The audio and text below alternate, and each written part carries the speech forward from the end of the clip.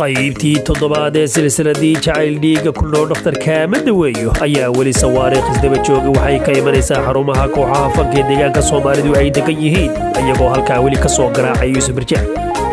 qof intuu dhay macaaniilka kuugu shubay dhexda qaba ku yidhi aynu wadanane war sideed dhaawac iyo dhibta ugu hurtaa erayadaasi dhaanta ay ka mid yihiin ayay xidigta kooxda Hormuud Saynab ay hawada u soo marisay Yuusuf Birjaac oo asagu weli dhufayskii kataalkii uu rayuu ka soo tuuray ku sugan erayadu waa abwaan mahashe xasan laxanku waa Bashiir Wadani musigu waa hayno meesha ku hay silsilada